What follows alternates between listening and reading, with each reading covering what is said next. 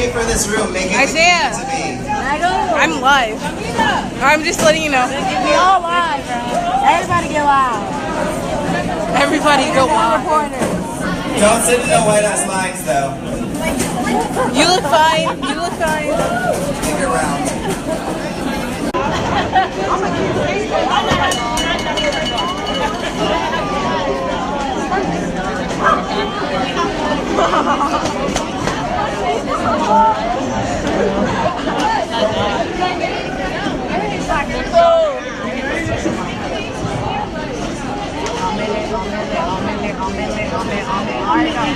I'm a young money millionaire from Nigerian. I'm a venereal disease. All right, stop. Everybody can run in and be like, get away. It's funny because like the one people like, damn, she got bars, and it's like, no, dude. We've got about 2 minutes for y'all to get prepared, so let's hurry. Jenny, don't even start, yo. You're dumb.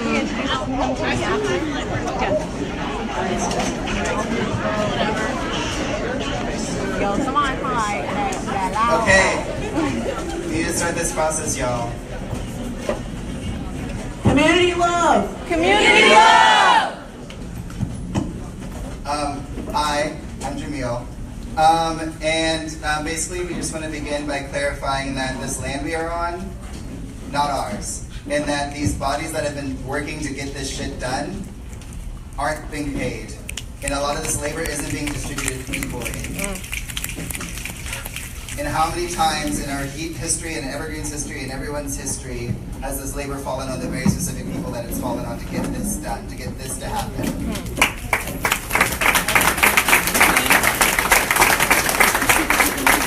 It also needs to be clarified that this is not it. That this is just one step, and that we will be here tomorrow in the library lobby at 1, and that we will be here every day, and that black bodies will be coming to this institution, and brown bodies, and trans bodies, and all these people, and they will need our support, and they will need us to be doing this work, and we will be needing to hold the institution accountable at all given moments, at every day, at every point. Yes.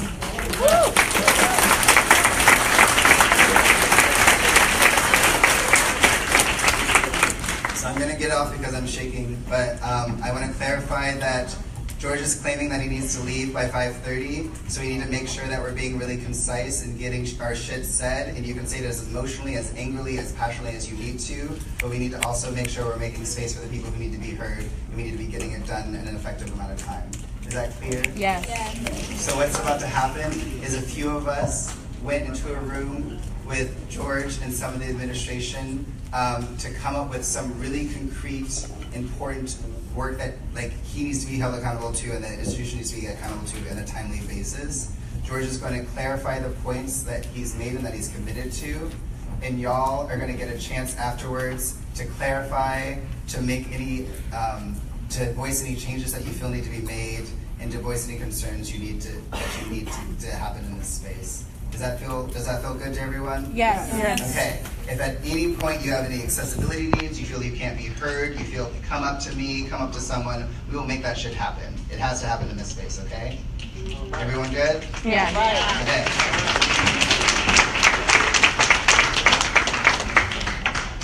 Yes. Thank you. Thank you, Jamil. Thank you all for coming. This is a beginning. It is not an end. The work is important, critical to the future of the college. And I want to outline what we discussed with a group of students about action items we can take. First and foremost, I want to state that there will be, as far as I know, no charges filed against any students involved in actions that occurred this morning. We will be conducting a major review and investigation of all that occurred, and we'll be reporting back to you, the campus community, about exactly what happened, why it happened, and what we intend to do about the incident. Not the incident, excuse me, the actions that were taken. Both students, staff, and faculty involved. Officer Odell. Yeah. That's going to be part of the investigation and review. So the conversation that occurred earlier this afternoon in this room with many of our students present broke down into a series of concerns that you articulated, and those were the focus of discussion that occurred in a meeting that Jamil referred to with the vice presidents and the deans and others present. And I should say that in the room here are the provost, the vice provosts, the vice presidents, and number would y'all, senior administrators, please raise your hand that are here. So they're all around the room. So everyone's listening. Okay. Here's what we came up with in terms of action items that we must undertake, and we will begin to undertake this afternoon. I'm speaking from a document that is a summary sheet. After today's meeting, I will prepare an all-campus communication to everyone that you'll receive virtually a list of these action items and, as best we can, a timeline by which we will undertake the work. It is critical work that we all must do, and it's critical work that we will do. First, Student Conduct Code. From the moment I walked on campus, I began conversations about the Student Conduct Code and how it works here at Evergreen. It needs to be improved. And what we agreed today to do is that as we are working on revisions of the Student Conduct Code, we will employ 3 to 4 students who will participate in that work that will occur over the summer. They will be paid for their time, and their compensation will involve looking both at the content of the Conduct Code and the processes and steps that are entailed in how it is operated. There's great dissatisfaction among many students with the way the Conduct Code works, the way it's applied, and the way it's enforced. That will be the subject of concern. There will be no finalization of the changes until students, faculty, and staff have opportunities to consider those changes in the fall. It will be reviewed and vetted at that point so that people will have, the campus community will have an opportunity to have input in on the changes that were proposed and were implemented. It will be a living document. This is a document that will be posted online, and the progress we make over the course of the summer will be outlined, as well as the work in the fall online and on the Equity and Inclusion website page, so that students can keep up to date on what changes are underway, what we're looking at, and the work we're doing. Who will be involved in this work? The students will be involved, and I've asked the student group that we met with earlier today to identify, in conjunction with you, 3 to 4 students who are able to work this summer with staff on the revisions of the Conduct Code. Obviously, we want as many voices as we can in the fall to ensure that the Conduct Code is responsive to students' concerns of those students who feel targeted by the Conduct Code, as well as all students, such that it is indeed a student-centered document rather than a faculty or administration-centered document. The second area we talked about were academics, and we talked at length with the provost and the deans about ways in which we can improve the quality of evaluations of faculty work by students and ensure that they're incorporated into evaluations of faculty on a regular basis. We are shooting for the integration of that into the collective bargaining agreement that we are now in place. I hope you all know that our faculty are all members of the United Faculty of Evergreen, the labor union with which we are negotiating the terms and working conditions that faculty undertake. So we have agreed, and we will of course raise the issue of improved and confidential student evaluations of faculty with the faculty union. It has to be worked with and built in conjunction with them. And as a consequence, I would ask, that as part of our commitment to working on this, that students would speak to the faculty union representatives as well. That seems to be an absolute necessity so that they hear from you about your concerns rather than hearing about your concerns from us. So I empower and encourage students to speak to the faculty union representatives who, do we have any union UFE representatives here today? That's interesting. Yes, not. Can you give the name of the union chief and an email address? Yes, I can give the names of the representatives so that you have access to those names. The third area is training for all faculty and staff and for police services specifically. Annual training. Thank you, I was about to get to that, annual training. Then it would focus on issues, the following kinds of issues. Engaging with students in a meaningful, constructive way. Involving students in the training rather than just as the objects of the training or the objects of their work. That it would be done by an outside expert, someone who would bring expertise in the area of training of staff and faculty as well as police. That it would focus singularly on anti-black racism, that's absolutely critical, the nature of this training, as well as other areas. including training in how to deal with sexual assault, Title IX, police brutality, disability and access issues, and specifically those where people feel targeted by law enforcement for whatever reasons. Finally, it also worked on the issue of the focus on training regarding working and collaborating with queer and trans students and individuals on campus so that they too have a voice in the training that occurs. The students asked that we request that the training be funded with private dollars, that is gifts to the college that would support the training rather than tuition dollars or state dollars. I would work very hard to do that. I cannot promise that because after all, private dollars are given by donors and donors have specific things they want to give to. But we will work on that and I'm committed to doing that. Did you say this training is mandatory? The training will be held and we will commit to having everyone trained. Mandatory is something We want it to be So mandatory. Is I know. there anything that's going to happen if they don't go to the training? Because you already have trainings, and I've heard a lot about how those trainings work Sure. and don't work. So I just want to make sure that this is actually, so No, the is question- this just something you're saying, or I'm curious? Let me respond. Thank you for asking that. The question is, will it be mandatory training? That becomes a working condition that is negotiated with the unions. So we have to, I will request that it be mandatory, but the unions will have a response to that. Okay? Thank you. Can I also ask that you promise us that you do research? Can I ask that you promise us that you will, not promise, but you need to do research and have some organizations that are committed to ending police brutality. You need to do research on those organizations and have them available to us in the next 2 weeks. And speak with them about how, like, start conversations about what you're doing this summer. Sure. I will do that. Thank you. Her comment was, what Oh, we heard it. This is Mike. Okay. All right. By Yes. the way, if anyone else would like to talk, Outside. I will hand you the mic.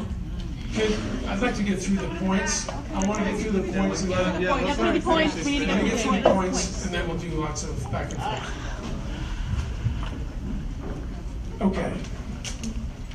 I mentioned earlier that there will be an investigation and review of the actions that transpired today. It will be an independent review. It will be a review that will not be done by the President's office. It will be focused on, as much as we can, an unbiased and absolutely fair review of all that occurred, and it will involve persons of color on the review team. Finally, with respect to undocumented students, I want everyone to know that our police services office and the college is doing everything we believe we can do to protect students who are undocumented and who have DACA status. We have an assurance from our police that they will not collaborate with ICE, and there will be no questions ever asked about any individual with whom they come into contact regarding their immigration status. So we are committed. Accountability. Let me finish, please. So those are the commitments we've made. They are commitments that we agreed upon with the students with whom we met. And the next step is for me to, after we finish our conversation here, to summarize this in a communication to all of campus, and then also to include in that communication timelines for the work that we intend to do on each of these issues. So that is a first step. It is a beginning. This is a process. And this is a process that I'm grateful that you are raising the issues, that you are holding us accountable, and that you are expressing how you feel about being here. And I mean that. It's absolutely critical that you have that voice, and I want to affirm the fact that students are raising their voices and expressing their frustrations, their anger about the lived experience they have here on this campus. It must change. And I will commit all that I can to making it change. These are the initial actions we will take. I'm ready to take questions, ready to take a few questions, and constructive solutions to how we will proceed. Was that everything? What else? Was that all the actions? Yeah, that was what we listed. What did you post to your mouth just while you were Do I hold it like this? Yeah. Okay, I'm curious specifically why Brett hasn't been fired, and I understand that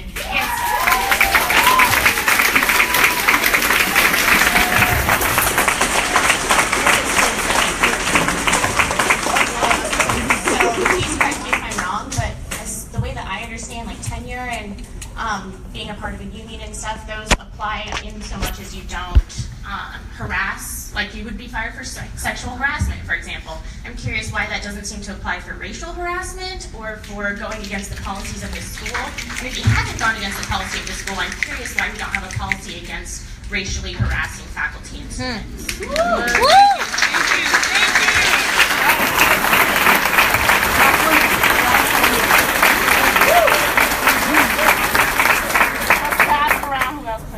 And I also, wait, were you going to respond to that?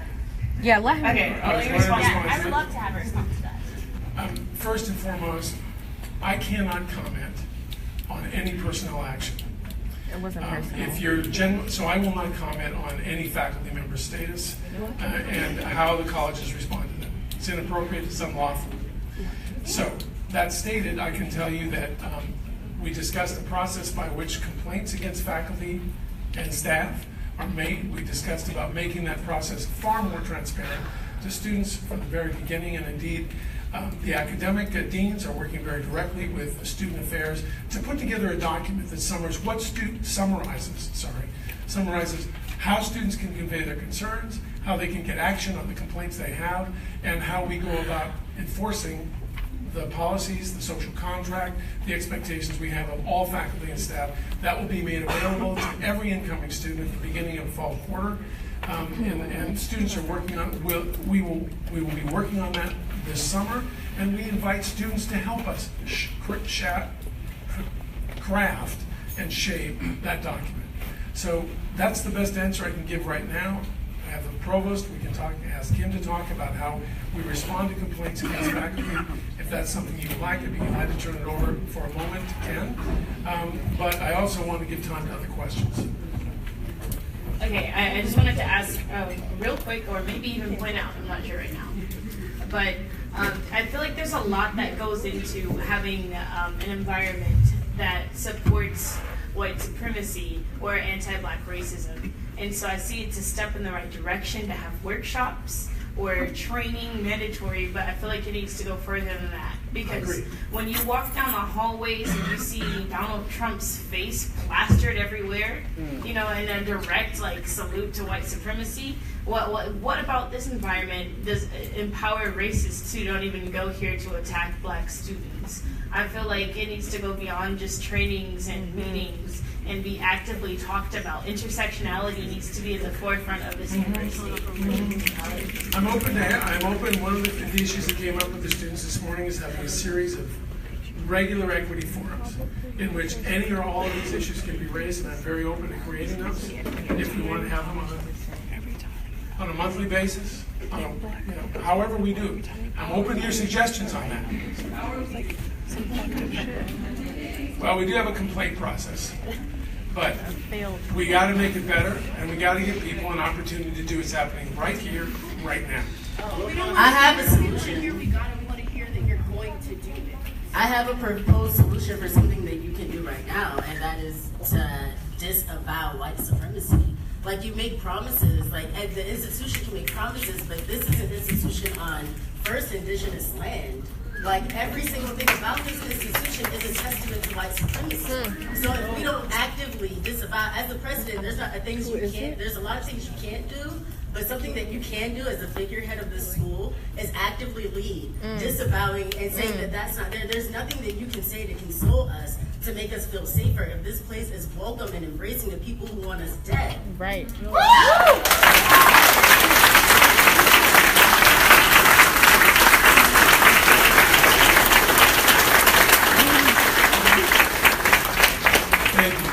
Thank you. And I will say right now, I'm very concerned that some of you have expressed the fact that you have been threatened for even being here, for articulating these views, and I will do everything in my power to ensure that you are safe. Recognizing that I can't protect everyone, and that I will disavow all white supremacy. Hold up. You made the same promise last year. And I'm working really hard on it, Nick, and it's a slow process. And I'm very disappointed with the actions, how long it's taken for this college to change. I'm working as hard as I can. Yes, I am. I don't think you're working hard enough. He's not. Okay, let's go on. More suggestions. I have a question. Jess, please. So, considering that you sent out an email inviting all of the wicked violence of whiteness to once again violate us, hurt us, damage black bodies in whichever way they want to. What are you doing right now to protect us? I'm listening to you. I'm taking your recommendations. I'm working with That's not how you protect somebody that's in danger. That's not what you do. Because guess what? What y'all do when white people are in danger is y'all call Olympia Police Department to campus. That's what y'all do. Right.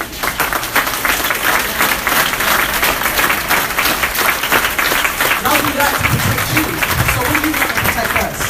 What are you doing to protect people who you don't even want here in the first place?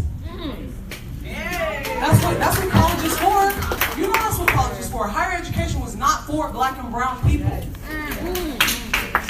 So the fact that you sent out an email inviting us to once again be put in danger and signed your signature on the end,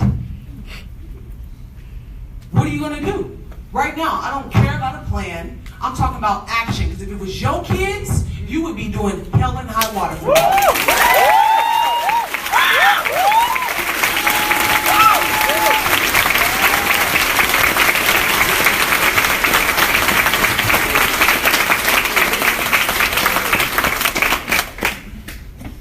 What I can commit to Shamerica is doing. What I can commit to, what I will do the moment I walk out of this room, is I will go to work on this project. I will go to work on ensuring that our police, our staff, our faculty are as well trained and as anti-black, anti-biased.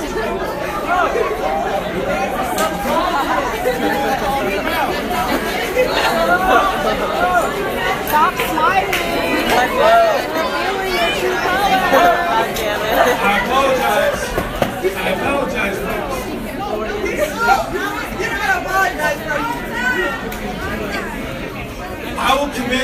I will commit to dealing with my own shit. My own racism. Okay.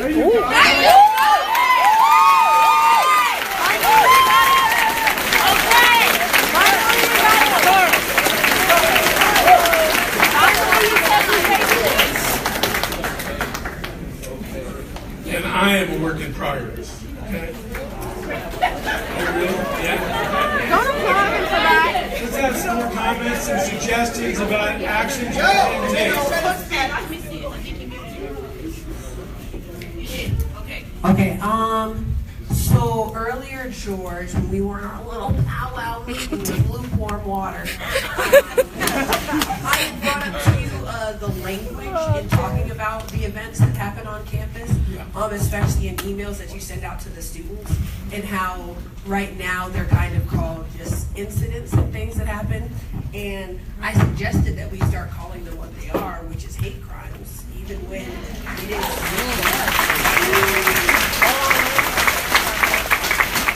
And you said that you needed to look into what the definition of a hate crime was, and dictionary.com says that a hate crime is a crime motivated by racial, sexual, or other prejudice, typically one involving violence. And from what I've heard went down this morning when a happy-go-lucky police officer plowed through white students in an effort to get to students of color, I feel like that's a hate crime. That's motivated.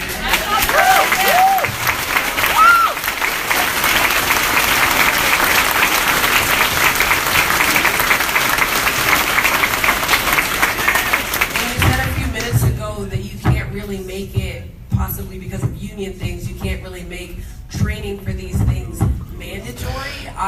If you can't do that, I would suggest that you take under heavily consideration those that oppose the training and decide not to take a part in it. That should be, their name should be noted and should be told to us as the public.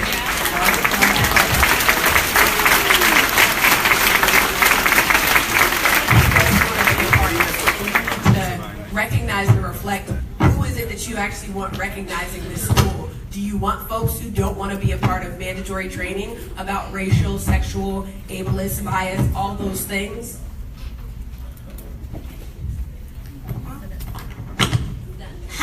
All right, who's next? I want to respond. Michael's been waiting. Can we get a response?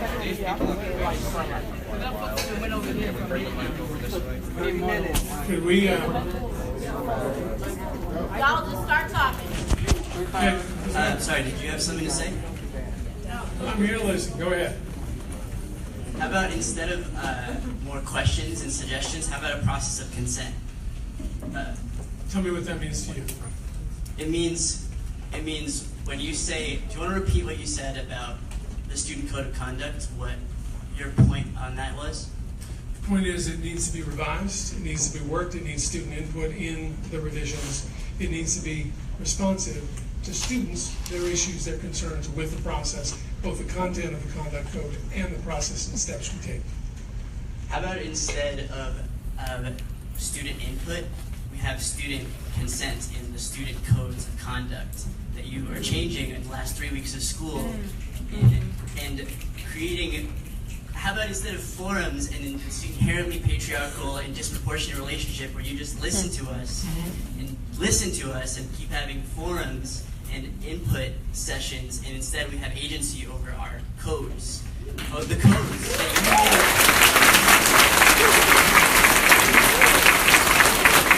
no revision to the student code of conduct without democratic student consent.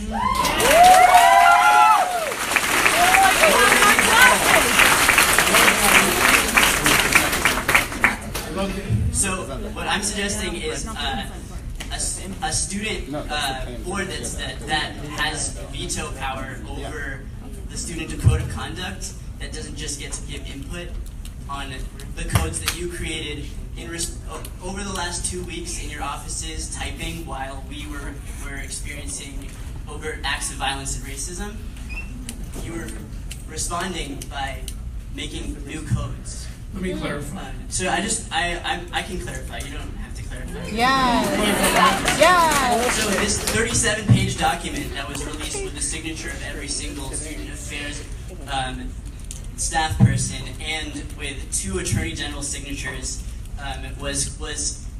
was covered in declarative sentences about how fair and impartial and specific and benevolent it was, and it also included very clear times for forums and a form that you could fill out if you had any concerns. And this all in the last 3 weeks of school, where you expect us to like give our consents to this 37-page document, and I cut through that 37-page document. I just thought I should make some of it transparent.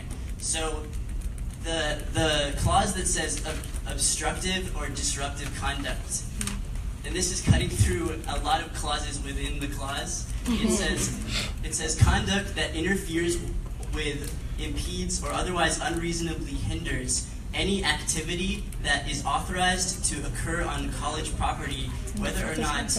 Are you listening? Are you listening? Asking your question, I wasn't sure. I'm listening. Okay, I can start over. Nobody's got the time.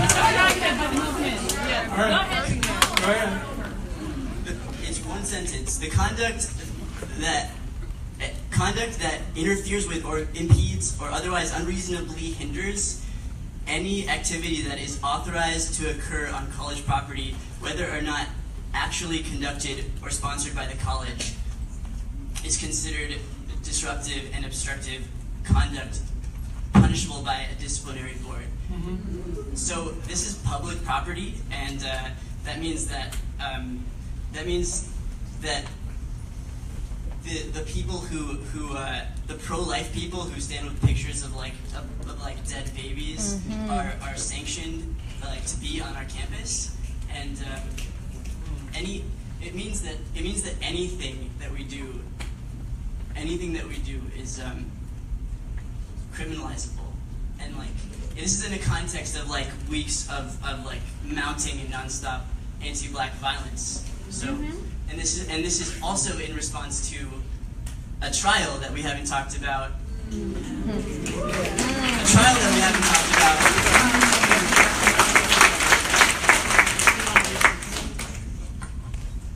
All right.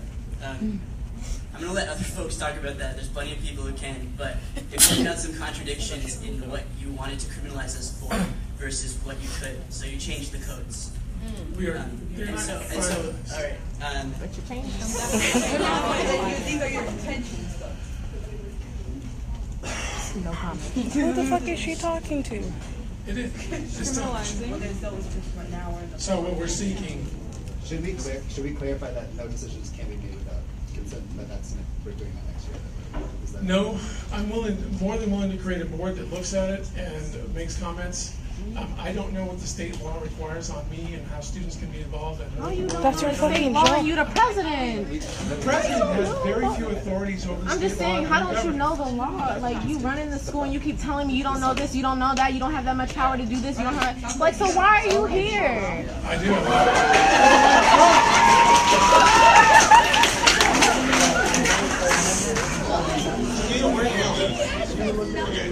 I'm here for that. All I'm saying is, that sounds like a violation of constitutional rights. Does anyone here know a constitutional rights lawyer? Anyone? Can we have some hands? Anyone know some lawyers I do that know. specialize in constitutional rights violations? Jenny, put your hand down. Law school. Get your congressman. That's all I'm saying. Okay. Thank you.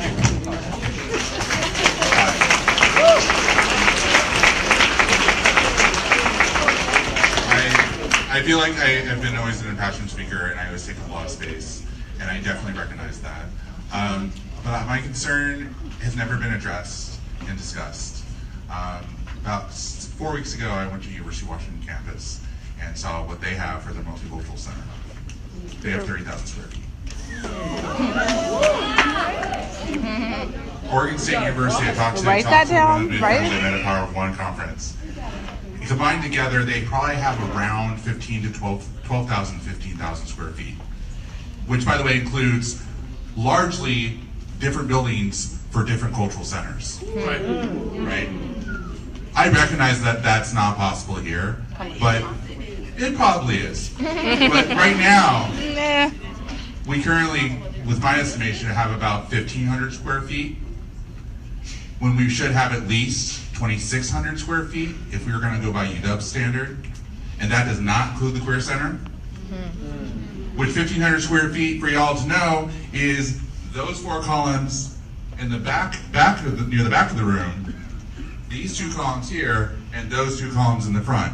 That is literally how large our diversity center is, really. I don't know where you're doing. So, what I'm asking for is some commitment that we will see expansion of equity and diversity resources on campus for students that includes windows, that includes real staff, full staff members.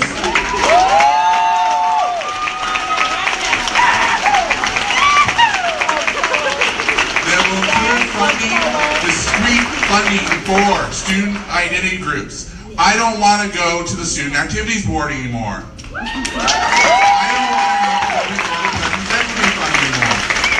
That shouldn't be happening. We, as a group of students who are identified as people of color, as queer, whatever that marginalized student is, should be the ones in control of those funds. Yes. That's it.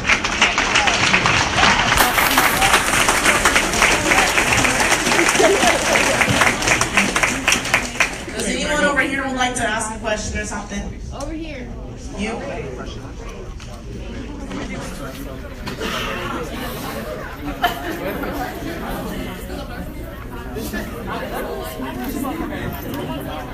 Hi. So from what I understand about the hiring process at Evergreen is that it's super heavily vetted, and it's like a long process, and sometimes the hiring committee comes back and they're like, we can't hire anybody at all. I'm wondering why racial sensitivity isn't part of that vetting process, why you can't avoid having teachers who come to the school and then don't want to participate in the annual sensitivity training. Well, I'm trying to think. You're talking about faculty hiring? Yeah, faculty hiring. It shouldn't even be an option. I don't want them to have an option. I think what I would prefer, and you're raising a very valid point. Okay, I'm not going to defend it. Oh, you should. Every faculty member who comes to Evergreen, before they even walk into a classroom, should have that training. Yeah. What we are committed to doing, and what we will do, is based on the comments that I made earlier, is that every faculty, every staff member will have that training of a variety of sorts.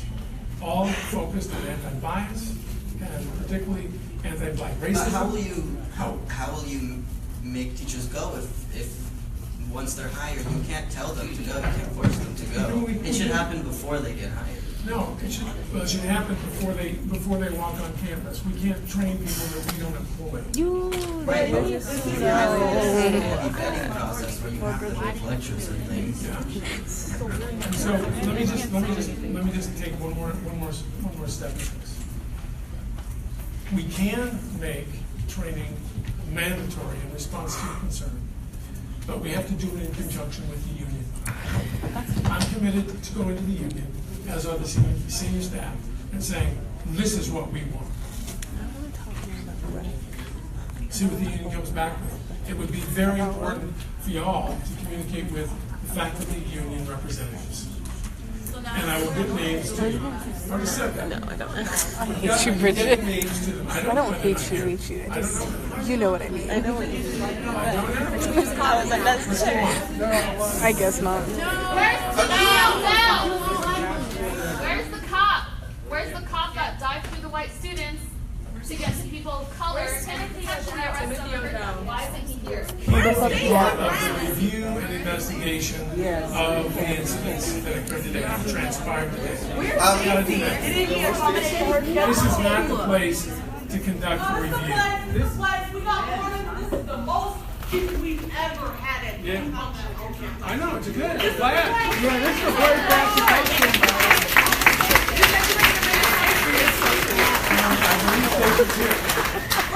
Stacy, where you at?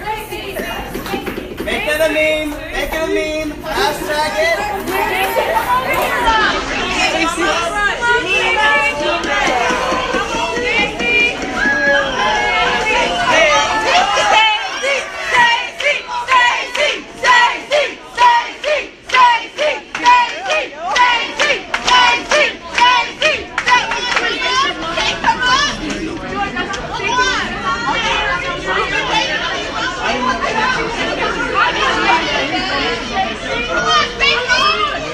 Can you address her with questions?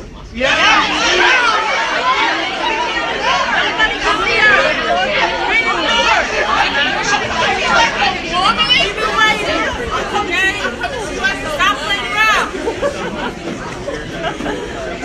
I'm coming to you. Get your ass up there. Yo, we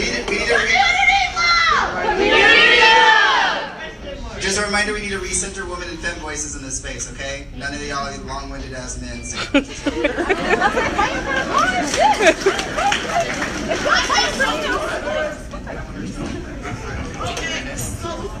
Long-winded. Can I go first before Stacey? We want to hear Stacey. I kind of want to ask. Does somebody have a question or? Stacey got an attitude. Why were you trying to come here armed earlier? Why were you trying to come here armed earlier? My question, y'all hear me? This shit ain't working. My question is, we were asked during the boardroom meeting you had, what you're specifically going to do about Wendy's email and the fact that that made it so like that the campus climate is so hostile towards black folks, and like now there's like violence and like police have been called multiple times on black bodies and on black people. Today. And so I'm wondering. And your officer Odell said today that he doesn't believe racism exists on this campus, and he's hired. I can speak to why you responded the way you did today. We know why you responded the way you did. Racism. You don't have to tell us. It's more so why you think The call it's that I okay. received today was that there was a faculty member that was trapped by several students.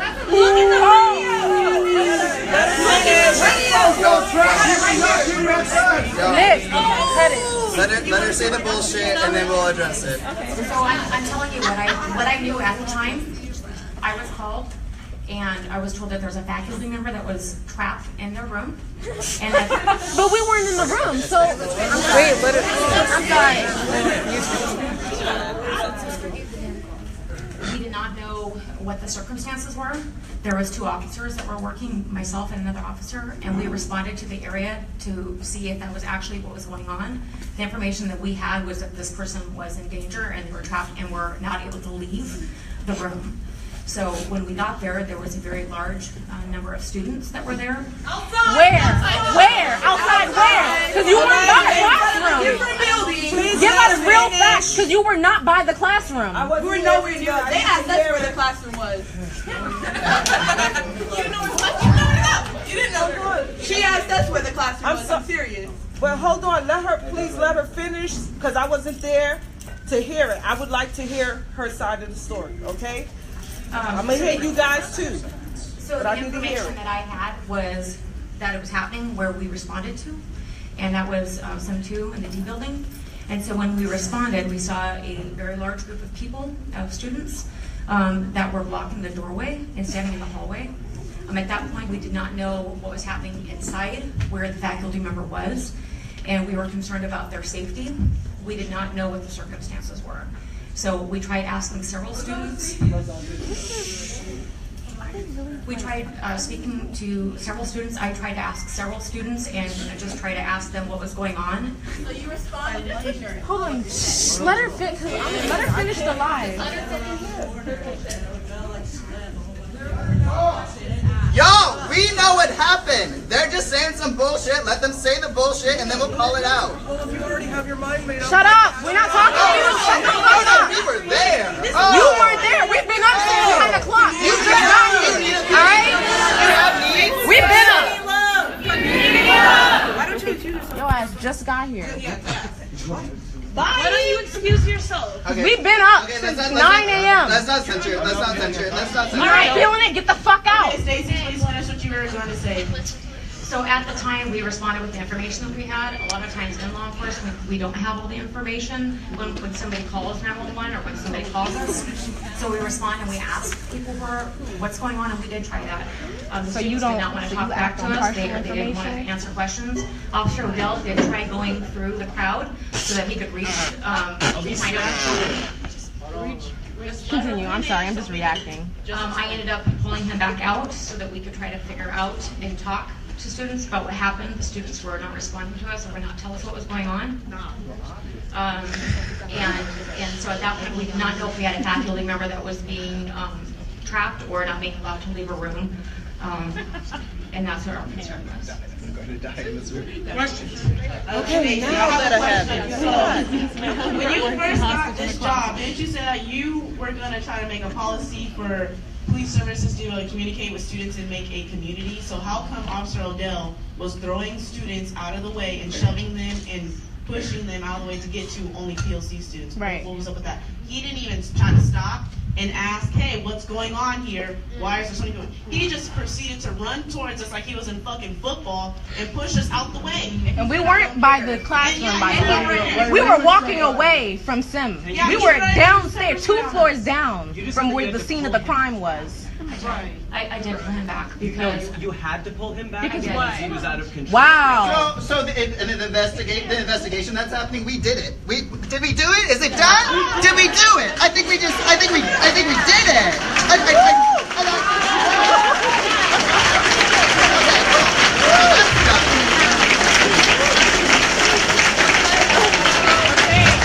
We still need to do an investigation. This does not have to be a question and answering session because they're not in charge. Also, I just want to remind everybody that they're here to be answering our demands.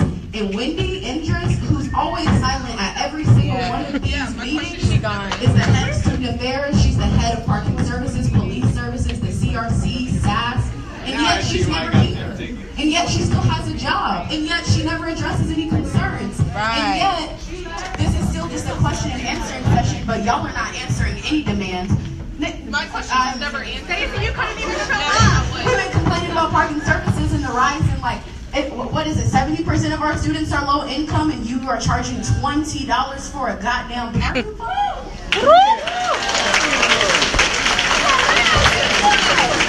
so many things here that need to be said that y'all need to answer to today.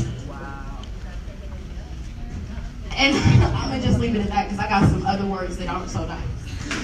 Whoop, whoop. But I have a question. If we put Brett in so much danger, why is he here? That's right.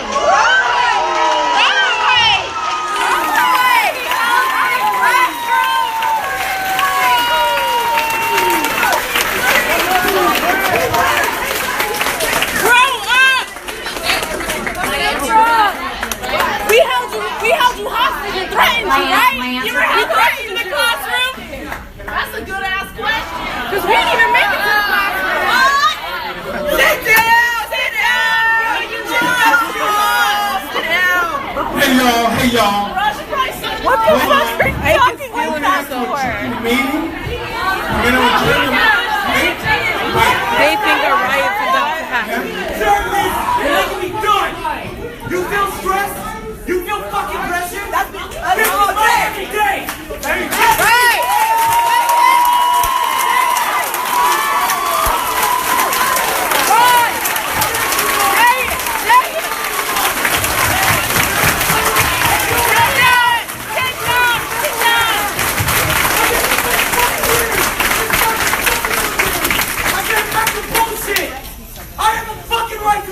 I come to school. You do this bullshit, you're just gonna adjourn it? Cause what, you can't? How you one of us gotta stay here? This is my skin color. I can't adjourn this shit. Amen.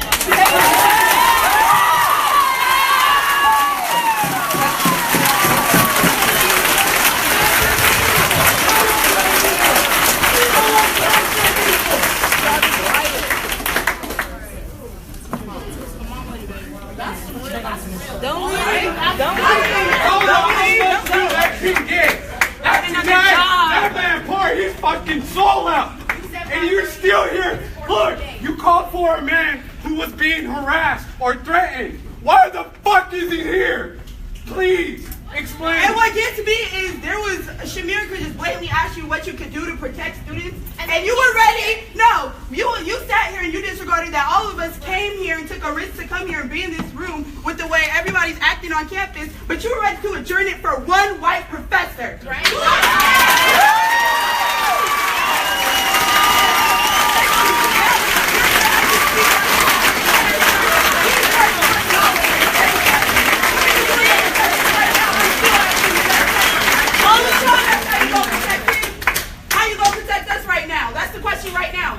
I interrupted the meeting because I just want to have a conversation. I wasn't. You're told policing. What you're speaking is anti-black violence code and speech right now. This is exactly what we've been fighting against.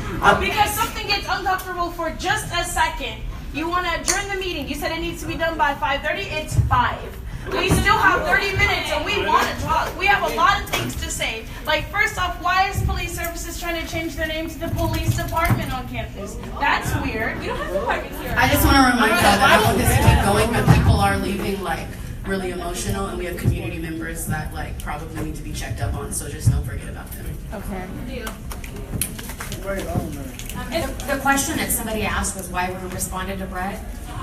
We would respond to anybody. It doesn't matter. But you did! You did not! Everybody can call and no one would answer our phone call. You're supposed to make community. You're supposed to be able to like make community for us. You said that when you got hired. So why the fuck are you in that?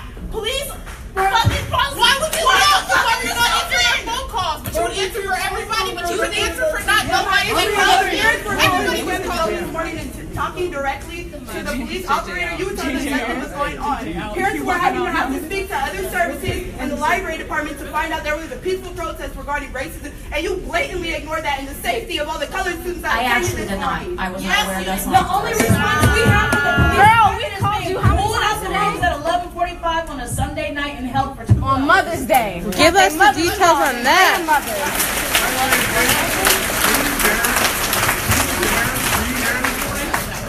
Which morning? May 15th at 1 a.m. No, I was not. We were there until Who 2 was a.m. there? Andrew Siebert was there. Andrew Siebert has the energy to come pick her ass out of bed when a student of color is in danger. You can't just shake your ass down. What's up with this?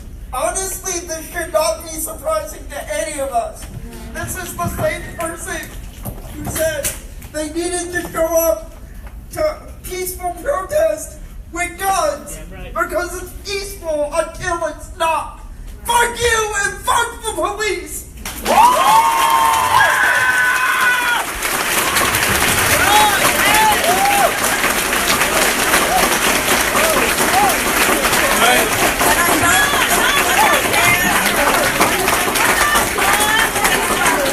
What I don't think you understand is that the people of color in this room are afraid for their lives. Okay? We are frightened.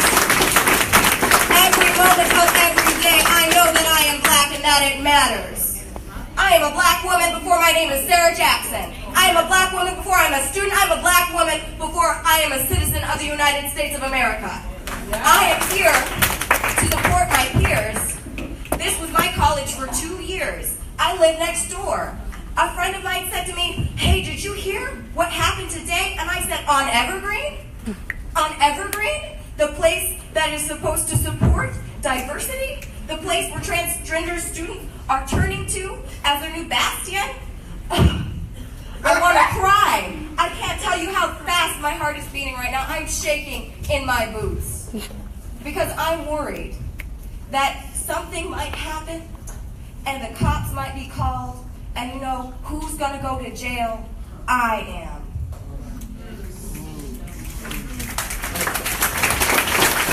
But I'm here anyway. What we need to say. And it's not about blame. I'm not asking you to feel ashamed, okay?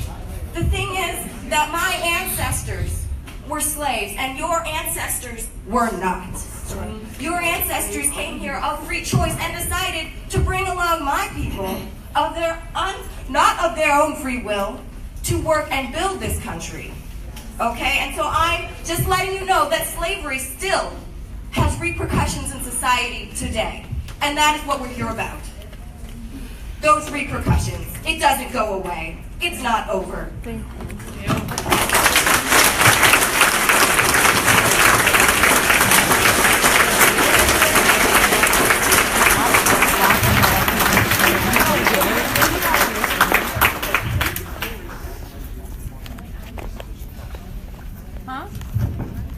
So we keep talking about this training, Just shut the fuck up and you don't say never mind. To see, like, what does this training entail for these non-mandatory trainings? I guess, like, what? Let's not call. We want it to be mandatory. Words? I'm planning on bringing in a national expert on these issues in consultation with organizations like those that the students have mentioned, whether it's the ACLU or other organizations, that will advise us on the kind of training that we believe, that you believe, that we all believe will have an impact on our campus culture. How do you know that belief? I don't.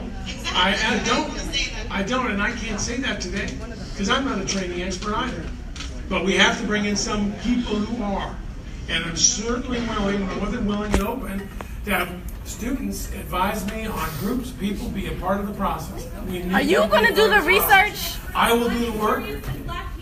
I will do the work, as will our vice presidents do the work on the research that informs what trainings have an impact, which ones don't, and who the leaders are. That's what we can do, and that's what I commit to you now. I will do. And I will report back to you on that work. When can we expect the first update? Well, you're going to get a message from me either tonight or tomorrow that summarizes these. Update of action. I would imagine that we would make updates, if not on a weekly basis, on a bi-weekly basis. Starting now? I'll give you a timeline when I type this up so that you know what the timeline is. And that's tonight? Tonight or tomorrow. I got to have some students. I want some students to review the document that I draft before I send it. Okay. Right? Yep. Seems to me a reasonable thing to do. How are you going to pick those students? I want you to pick the students. Who's going to help me review this document? Black people. Where's the labor going to fall? Where's the labor going to fall? Huh? Back on POC. No. Everyone gets to see it. I just want some help in drafting the document so it conveys it. The group that we had before, I don't think that's going to get it done. Because I want to get it done tomorrow. If not tonight, tomorrow morning. I want to get it out. I don't happen to like that solution. What solution do you like? I want you all to nominate a group of students. What I agreed with the group of students that we met with this afternoon for the last couple of hours is that they would work with a larger group to identify students who would work on the conduct code work this summer, that would work on the other issues that we're naming, the training, those kinds of things. I need the students to nominate the students. Y'all don't want me to nominate the students. Or the vice presidents to nominate the students. So how are you going to make it accessible for all of us to take a vote? Because you will review every piece of work. And I commit to you to reviewing every piece of work. Of what work specifically? The work that we're doing, right now we're talking about the training. Nick, what were you going to say? So I was thinking about why do we do the code of conduct that's going to affect for the whole year in the summer when nobody's really paying attention, and nobody's paying attention in the fall either because we're getting our classes together. I have a few points actually. And answer those questions. Respond to the questions. Fair enough.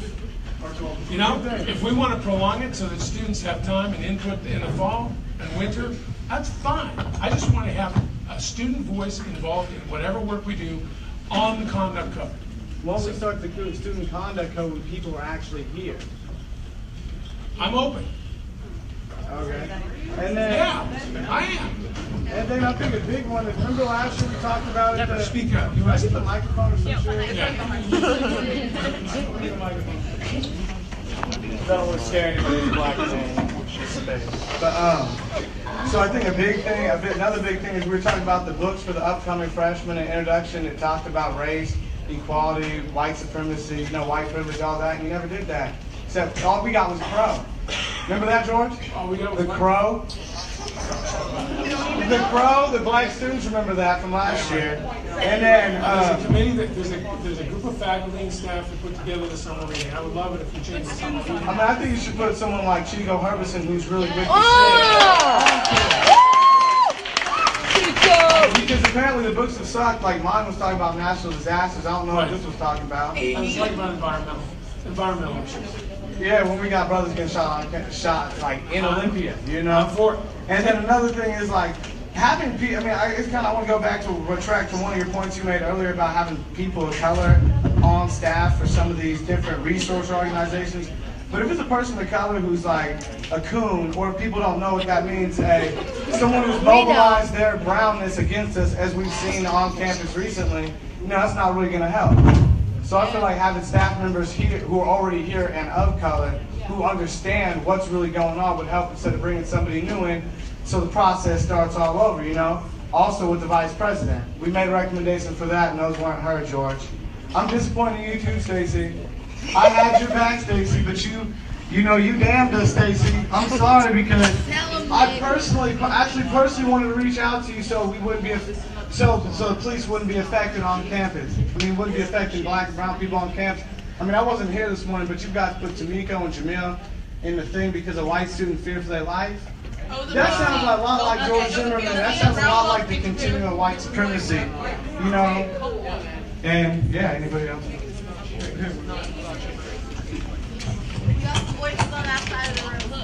Okay, George, so first and foremost, you're so fucking full of shit and don't give a damn what you have to say.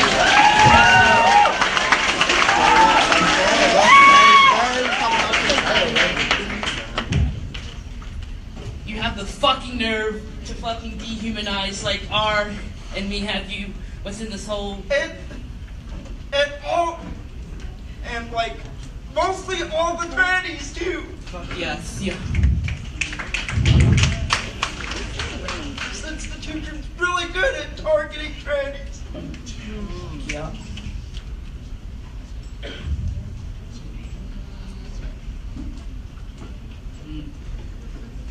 And definitely.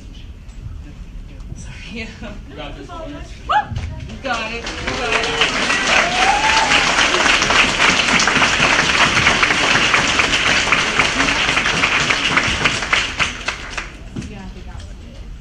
You got this, boo.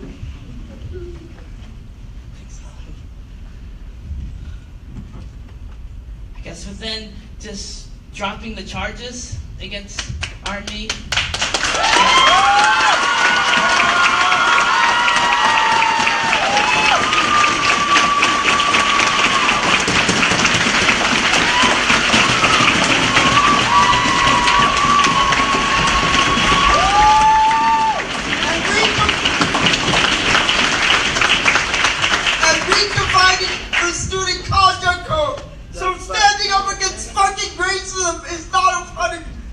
unreachable event.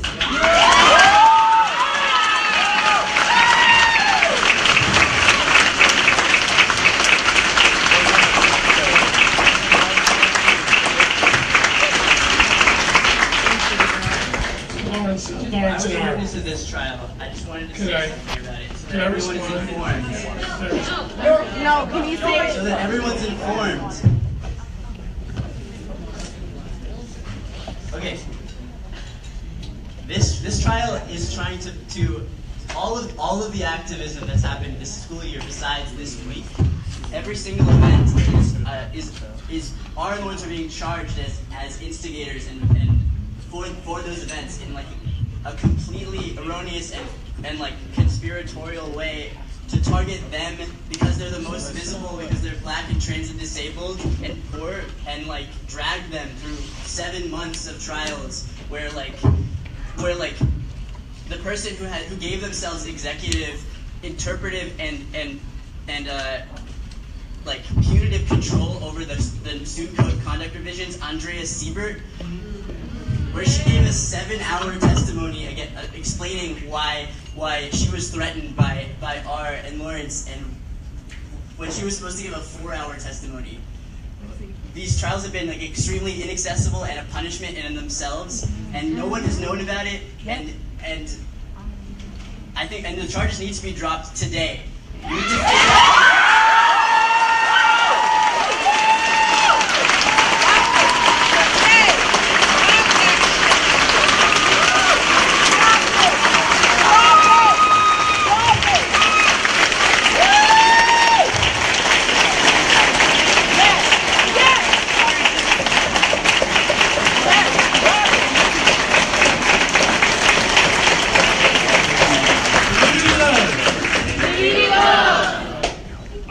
Speak for the students of the Evergreen State College.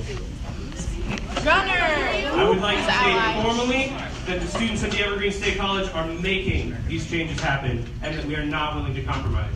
I would also like to state that with the exception of our demand that Art and Lawrence's charges be dropped today, that you have until the end of spring quarter to meet these demands.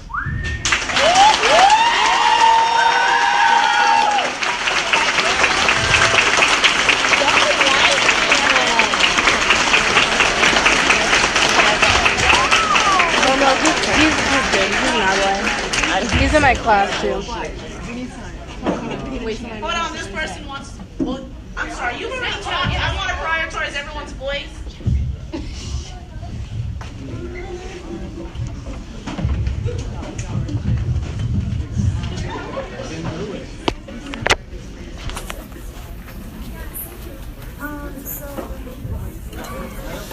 Can everybody hear this? Let me turn up the volume. Excuse me? Go ahead. Oh, hi. So I'm Vivi. I'm about dress and rap here, and I like. Seriously, I'm with color, but I'm also white grad student here. Yeah. So I'm not only taking his program, I'm taking a lot of other programs as well. But I think like if I heard what's happening here, and I also think like if we listen to what people said, what he did, and maybe we should also listen like what the people's like supporting him and like what like he said, because like as I know, it's like he's very anti-racist. Who? I'm sorry. We understand he sent you to the mic, but I don't want you to get this unnecessary backlash. Just sit down. Just flutter for me. I was already like outside of libraries, but like I tried to offer a chance that we can sit down and talk, but like the guy came to us said like it's anger now, so we don't want to come down and talk. But I think at least I want to have a chance that let people who are like tell you why we think it's not racism, because like as I know, Read the email. For a lot like diversities in the class.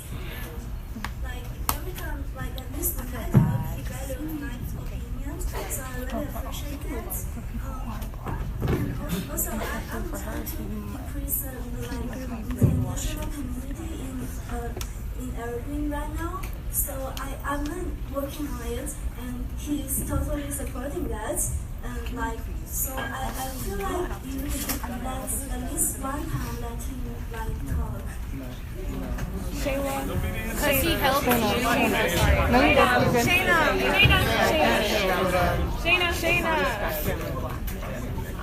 So, as a person, as people of color, we have to recognize that like we're not black and we do not know the black experience, and so we can't really.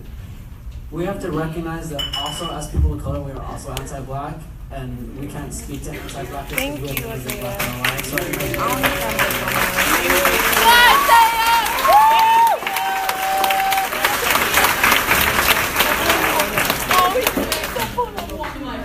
Who wants the mic? Oh, you.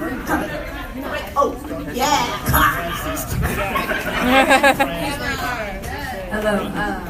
So I work here, but I'm still an Indian, and I'm still a student, and I'm still sad and heartbroken and pissed all the time. And I graduated here in 2010, and we did not have cops going out in armored vests and big ass guns and big ass cars.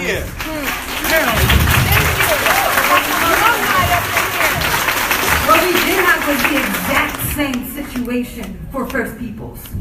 We did not fund student of color programs. We added one part-time, maybe gonna be replaced queer space.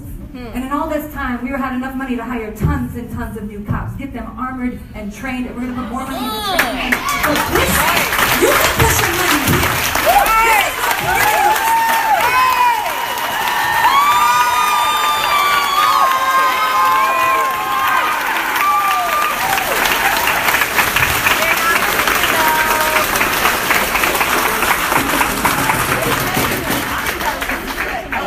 I'm making my way to you. I just have a hella quick question. So during the meeting today that only a few students were at and it was being live filmed, you agreed that the investigation wouldn't be done by the presidential office or by police services. Right. But today when you were speaking, you only said the presidential office. So I do want to make sure that police services will not be conducting the investigation on their own office. You got it. You got it. Sure, you got it. Hi, it's taken me a lot to just like gain the confidence from the top, so I might be a little emotional. So I'm a peer advisor for First Peoples, More People for Advising Services. I'm a peer advisor in the Unity Lounge. And it's really fucking annoying that I know that we're the lowest paid student position in SAS. Wow. As peer advisors. And also the fact that we have like the smallest room available for students of color is really annoying. We should have Purse Hall. Like, we should have this tiny fucking room without windows.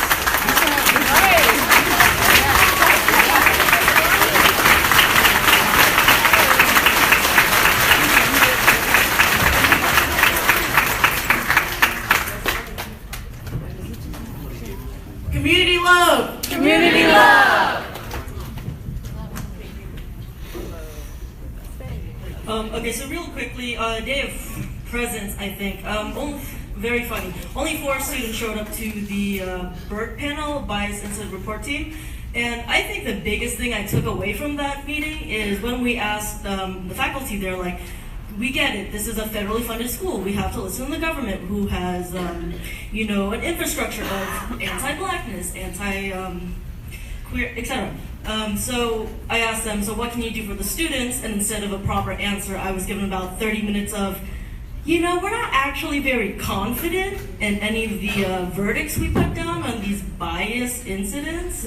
And then I got another 20 minutes of, but we support, you know, Title IX, so to abridge white feminism. So I want to know if you're going to be making these panels and making decisions on what, I mean, to best abridge it, how confident can we be that you, as the president, as well as the institution of Evergreen, can actually give us the avenues to create a student conduct code that doesn't work against us under the guise of, hey, you're actually helping yourself, when we have historically been given these options that shoot us in the foot.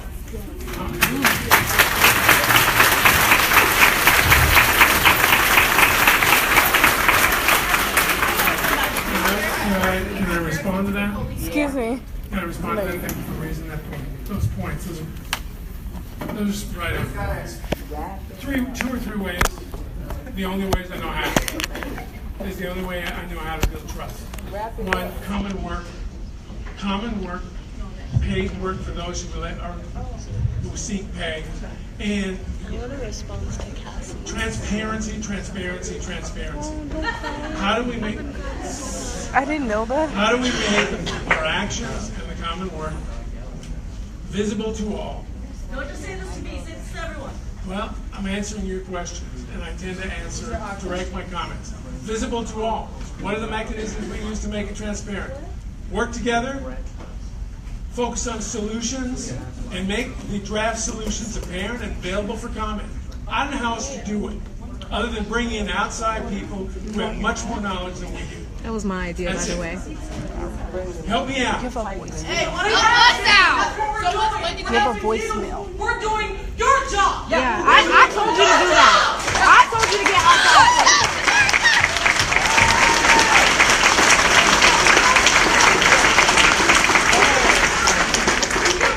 You haven't ever responded to me or us the whole fucking year.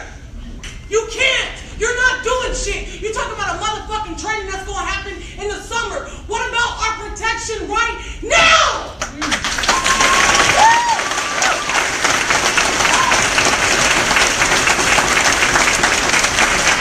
Wendy's back. If we got questions for her. Where's she at? She's right there. In the green. I just got a quick question. Yeah. Because clearly, right up there, George. Oh, yeah.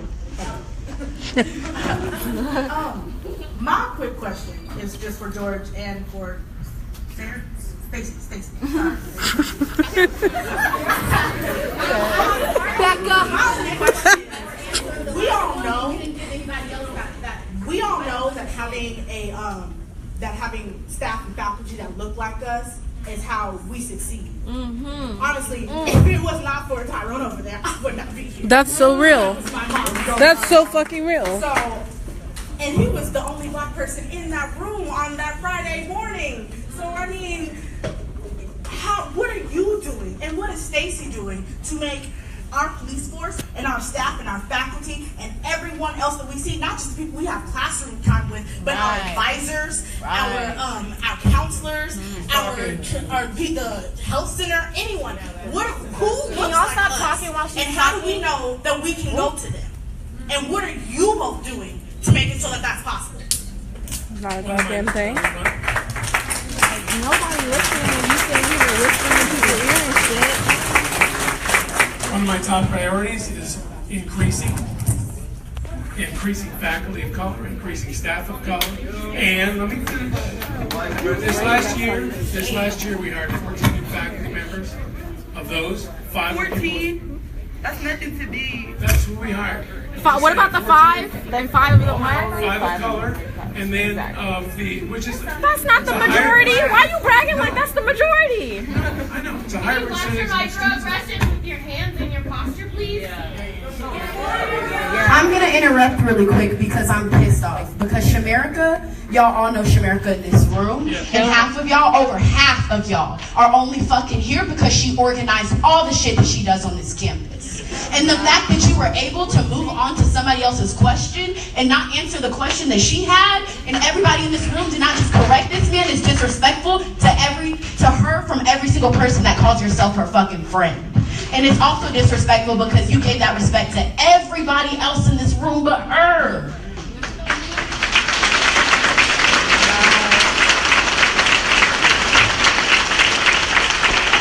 America asked me, what am I going to do? What are we, the college, going to do to address your safety? Today, right now. Right fucking now. We need to know you care. Okay? As much as you can't reflect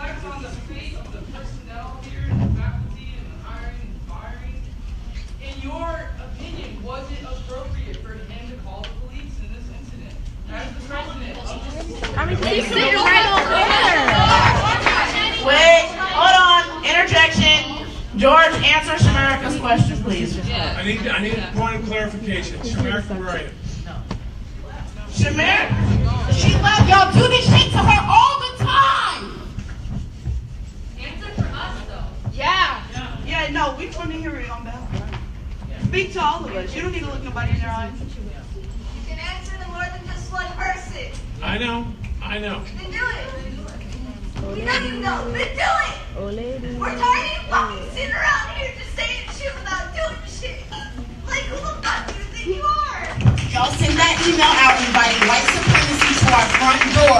What are you going to do right now to ensure the safety? First, we're going to make some corrections in the mistakes made in that memo. How? We're going to go back, revisit it. That's not now. That doesn't sound like a peaceful time.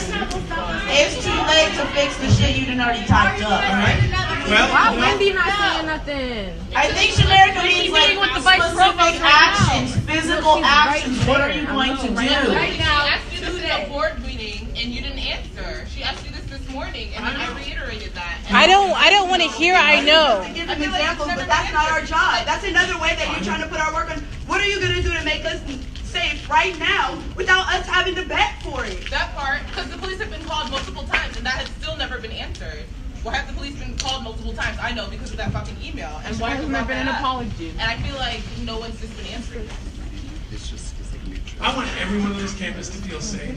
And quite frankly, honestly, I got to talk to the people who work more closely with the students to know what they can do. Well, we're telling we all these students, but we're telling you right now we don't feel safe. I know. So why you in a room of 300 students to tell you we don't feel I know safe? you don't And you feel safe. still want to talk to the people that work closely with us. And how many of y'all see your professors in here right now? We see Brett. And they work closely with us. Brett in here. I'm trying to understand why you want to get information. Y'all, on that note, why is it all these black women and femmes doing all this emotional labor in this space? These white-ass faculty members need to be holding him and all these people accountable. We don't need to be doing all things.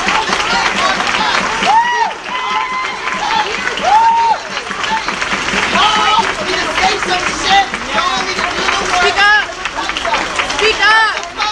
Where the fuck are y'all? If you my ally, speak up. If you in the meeting, speak up. Stop showing your face and do some shit right now. Am I confused about who's getting paid? Am I confused? Y'all, do some shit. Y'all keep coming to the meetings. I have to hold faculty and staff accountable for your safety. And But I you have don't. to You should know him about for our safety to start, and instead you put our safety in jeopardy for somebody that you're telling us you're supposed to hold accountable for our safety. So think about what you're saying to your students of color right now, because it doesn't make any sense. Yeah, and then you say that you can't actually hold them accountable because it's not up to you. You don't have that power. So all of this is like smoke and mirrors. So like, what can you actually do? First thing I can do is Can you fire the officer that was attacking students this morning and making threats? Yeah. That we have physical evidence of. That we have evidence of. We already took the videos. You have so many teachers telling you we're unsafe because of one person, and that one person, because of their white standing, is more. And he's sitting right over there. He's right there. Bring that up. Someone kidnapped you? Bring that up. Because we were. Yeah, come on. Yes, you're being a threat. Come on. Bring that up. Bring that up.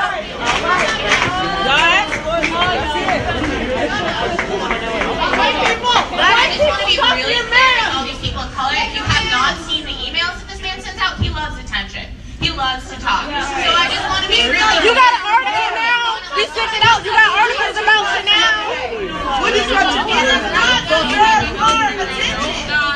We'll come to your class and all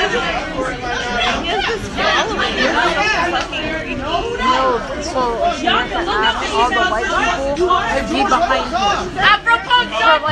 For other white people. Does that make sense? It's like protection for people of color. Community love. Community love. Community love. I'll be damned if I'll let y'all send to whiteness again. Right. What will you to listen to you for?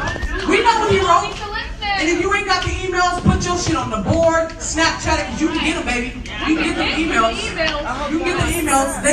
They're for free, okay? For free. Okay? So, like, I just still want to, okay, so back to these questions that have not been answered. Okay, I'm George, okay? Meet me where I'm at, okay? So, here we go, because I'm still wondering why when white students are in danger, you can call the police to come help them. When white faculty is in danger, you can call motherfucking backup. Damn. State troopers. That's right. State troopers. But how many black and brown students have stood up and told you we were in danger, and your ass is still standing over there, and you ain't got shit to say? You don't got shit to say. Police chief, you don't got shit to say. Hello, kid, how you doing today? You don't got shit to say. Come on, y'all.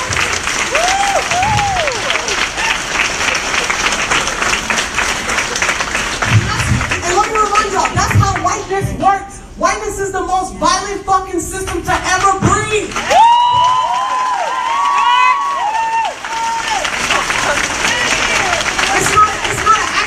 It's not an accident that all of our administration is white. Right. It's not an accident. That shit is systematic as fuck.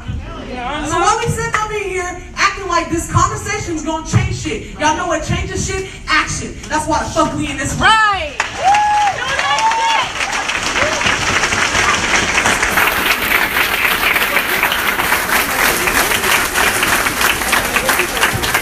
And remember, silence looks two ways. It can come in fear, and it can come in motherfucking fear. This is what fear looks like. When you got your back against the wall because your fucking student body, who is the most powerful motherfuckers on this campus,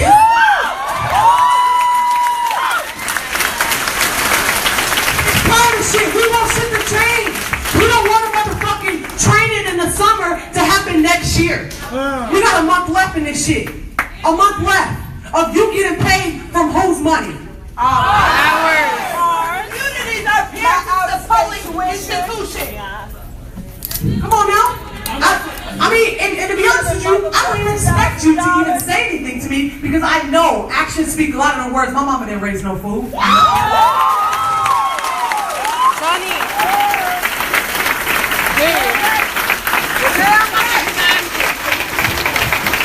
Hey, don't pull that I know shit. My commitment. My commitment is... Oh.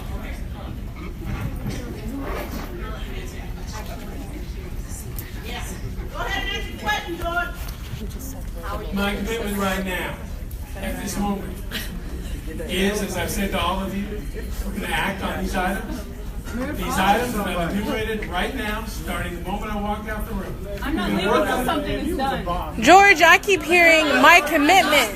What's your action? Put your hand down, George. Put your hand down. Watch yourself. That's not appropriate. You gotta put your hands down. You know you gotta put your hands down. Yes, Ike! Yes, Ike!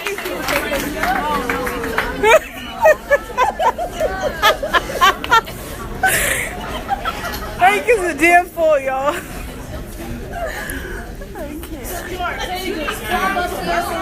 Where did she go? George, if you need time to work on it, and everyone else feels as though they are unsafe at this moment in time right now, why are we not at least suspending the bodies that are making it a problem? Stop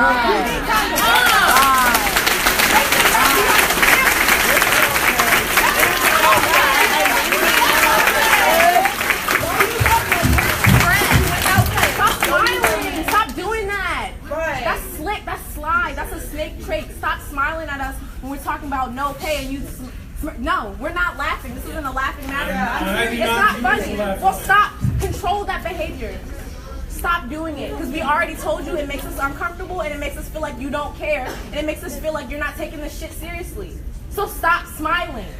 Stop smirking. Stop giggling and laughing every time we say something. Control it. Try. Well, I heard her say that 11 o'clock this morning. She shouldn't have to be here at 5:30 still telling you to stop laughing. Right. I said this at noon. So if you're really implementing changes, start right there. Listen to the students of color, because she shouldn't have to sit here for 6 hours keep telling you the same thing about your mannerisms. I'm listening and taking notes. I've worked all day on this, and we're going to continue to work on it. How do we No, keep... you need to work on it. We working up. I said I. So what you gonna do when you leave this office? What's the first thing you're gonna do? The first thing I'm gonna do is draft up your recommendations, including the recommendations that have come up here. I'm gonna send it out to you to review, and these are the beginning points of the action we're gonna take.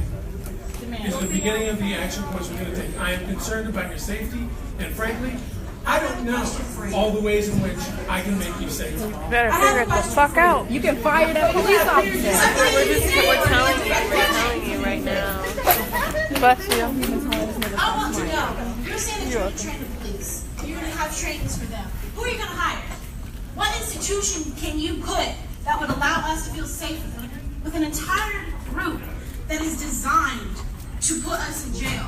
Not just us, to kill us. Right. To make sure that every time I go down the street, I just hear sirens going down the other road and I'm afraid. Yep. All right? I have brothers, I have cousins. And every time they are on the street, I'm worried about every day whether they're going to come home. Right. If I'm going to see them. So I'm asking you, who are you going to hire to make sure that she doesn't employ any more people that would harm us? Who's going to train them? And you're saying that we're going to have control of that? Are we really? You're saying that we're going to have input. How much input? Because at the end of the day, you can veto that. That's it. At the end of the day, you can say, I don't agree with that because you just did. You did that earlier. We offered a solution. You said you didn't like that. Some things I don't agree with. That's okay. So then that means you're putting our lives in your hands. Remember you said you need to address your internal racism? When I was asked, No. Right. Keep that in mind. Realize that. You're saying that you have the position and the power to say, I don't agree with that. I'm going to do it my way. Which means that we are stuck with whatever you decide. And you can just walk away. Your hands might be bloody, but you can fucking walk away. We're left to pick up our broken bodies. And we're left with a whole bunch of other people in our community that have to pick up our broken bodies and have to pick up their broken bodies. There's a lot of intersectionality. Just like they were saying, what are you going to do about that? Are you going to drop those charges or are you going to say that you're going to and keep it on your wraps? let me respond. Please. You raised many questions, comments. Let me respond to the issue of safety. Let me respond to the issue of how do we find a group that will do the training independently of the college, independently of the office of the president, independent of the police. What I was asked to do and what I agreed to do would be extensive research on the companies, the firms, the people who do these kinds of trainings. But please, I don't think you should have any involvement in that, really. Okay, great. We should be doing that, and you should just accept what we decide. It might take a while for us to all agree, but at the end of the day, it should be our choice, our decision, our organizations that we agree with, and then you have to deal with that. You have to take that, just like how we have to take every fucking decision that you have to make.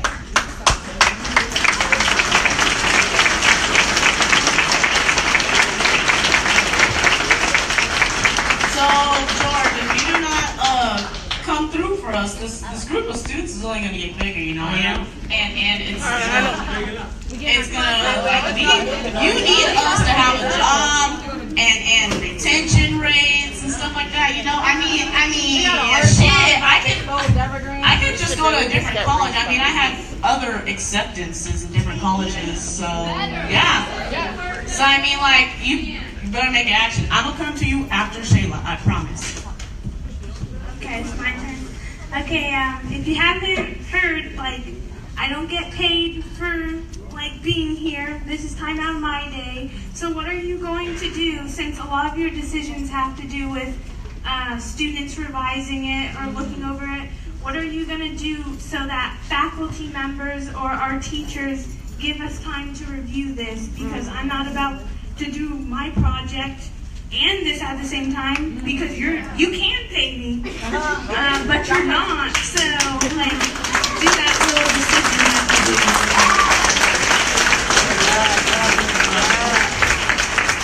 The first thing I will do is pay you for the work that you would do, and the second thing is I will talk with the faculty and say they cannot punish you for doing this work in terms of credits and grades. Put your hands down. Absolutely. How much? We get a fucking salary? I'll know how much next week. I do not have numbers in my pocket now.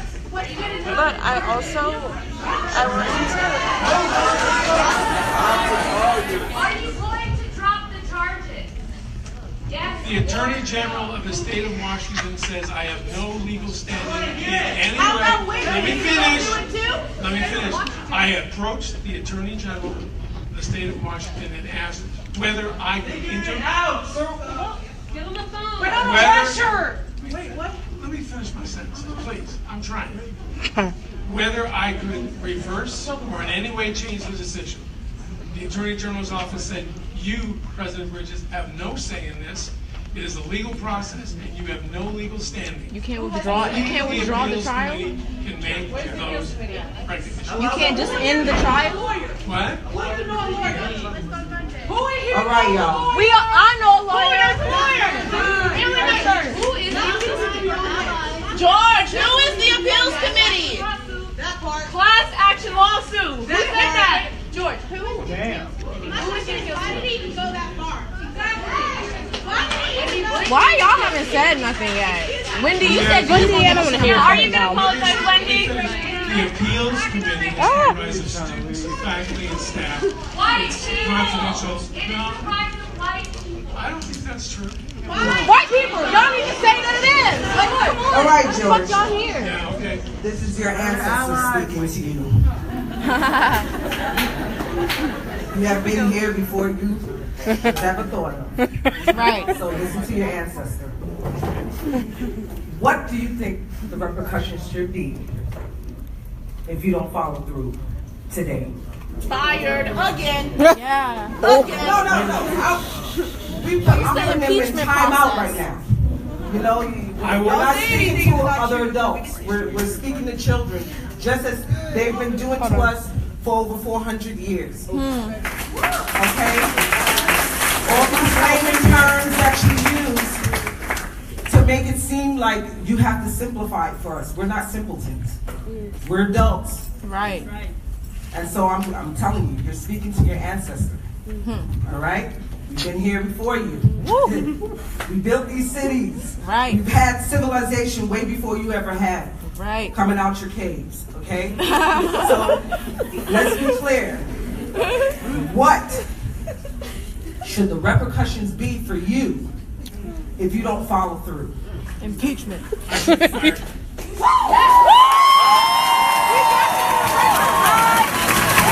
that on record, right? We got it on record. Hey, what about Wendy? Yeah, let's line y'all up. Next. Wendy and what's your name again? Stacy. That's right. Stacy. There's a lot of water that the whites have brought us. Thank you, White. No way. I'm over it. I'm over it. No, I don't think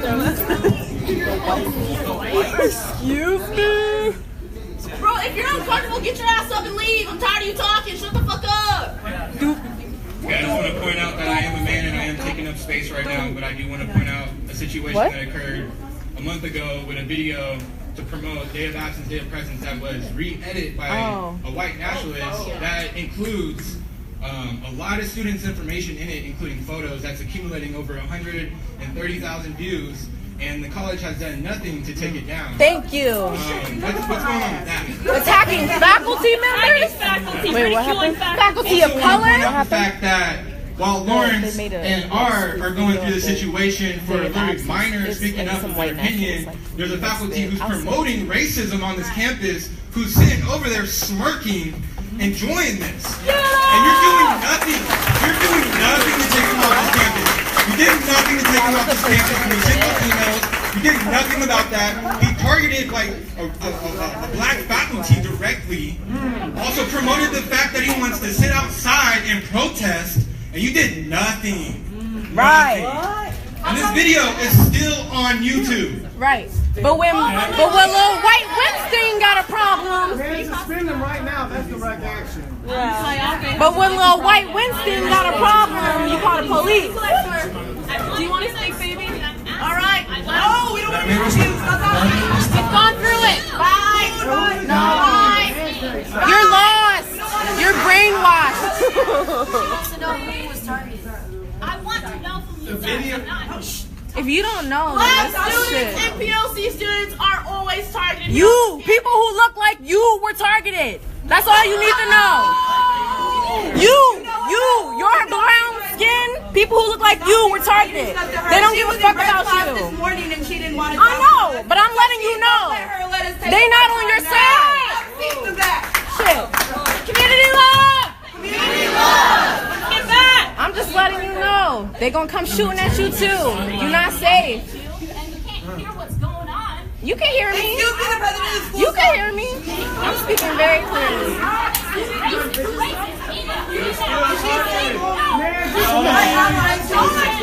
Shut the fuck up or something.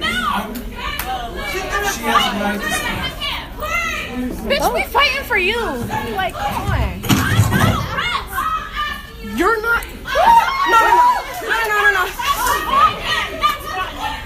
You're not oppressed. Okay, sis. You see.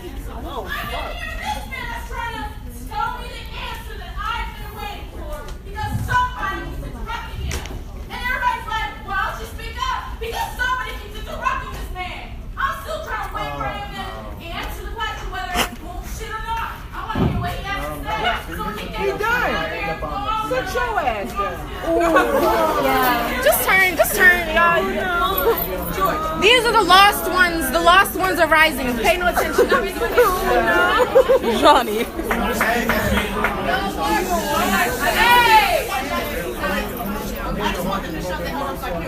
Can y'all give me some silence, please, just for a minute? I'm not More trying to white silence silence. you.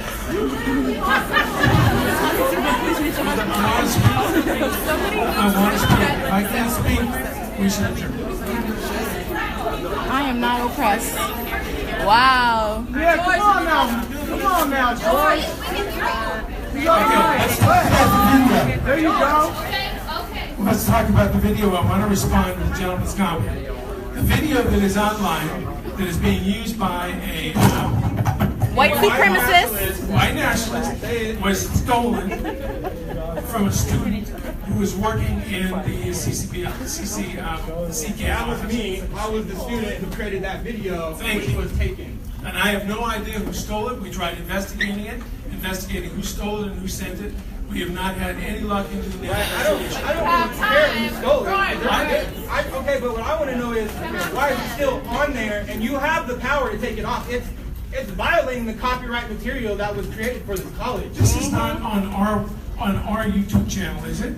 But it's our intellectual property. You investigated it, so you don't even know what it is. It is our intellectual property. It is intellectual property and it was stolen. I acknowledge that. Exactly. So why are you asking us these questions? The fuck? I've been told that I cannot take it down. You've been told by who? By who? You just said. Who? So we can talk to them. Who? Are you gonna walk out? But you have lawyers to sit here and oppress Lawrence and R, but you don't have lawyers to take the time out to protect students of color whose faces are plastered on the internet.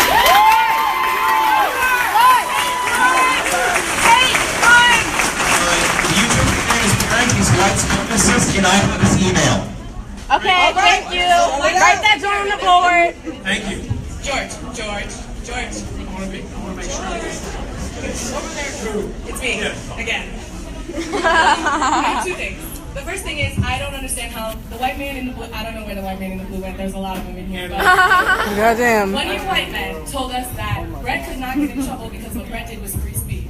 But then in our student code of conduct, us protesting is somehow not free speech. Right. That's what I want to know. Why is our free speech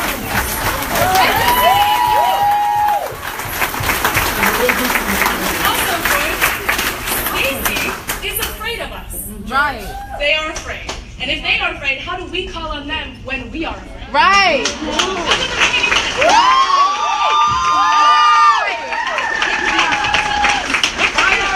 How do we come to them with our fears? We have nobody to go to. Right. Right. We have a little resource center that's supposed to come We all have, of us. yeah, we have a 1,000 foot, 1,500 foot resource center with part-time people who are already doing other jobs and other labor they shouldn't have to do. Right. The police are afraid of us. Right. We cannot come to them with our fears. Thank you. And that doesn't work. And when they're afraid of us, they want to pull out their guns and kill us. Oh, yeah. Right. And threaten your grades Watch too. your microaggression. Don't look over your glasses like that. What, nigga? Do you want them right? Oh, well, shit. I just think it's funny. Okay, B and then Mike. Alright, make my way over there. Another thing, just quickly to address, I'll talk about equity and inclusion, and that requires to pour in more resources for things students of color need. Yep. I can't go to police services. When I have a problem, I go to the Trio. I heard they're getting cut. You know, that's the largest program that supports students of color on this campus. You know, that is the one place I can go. So, Trio is federally funded, and it's Donald Trump that wants to kill him. Oh, okay. And so my job is So get some private funds together. Get some private funds together. You need to make up for that. You know, I agree. we can all cry about I Donald Trump, agree. but we live in this world. We need to make alternative methods to keep equity an important value on this campus. And part of what I'm doing right now, You being our Donald Trump right now. trying to raise private money to support those programs if Donald Trump kills them.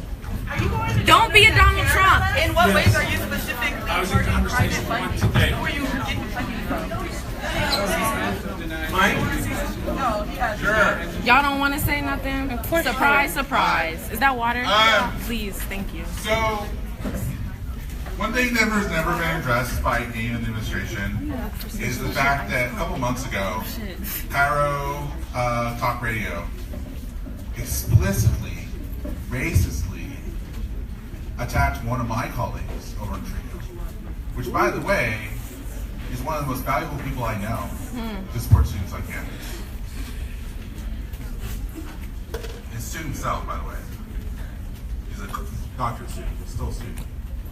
And I had never heard a response from the college. I didn't have a case where they clarified, oh, by the way, what Kyra said was inaccurate.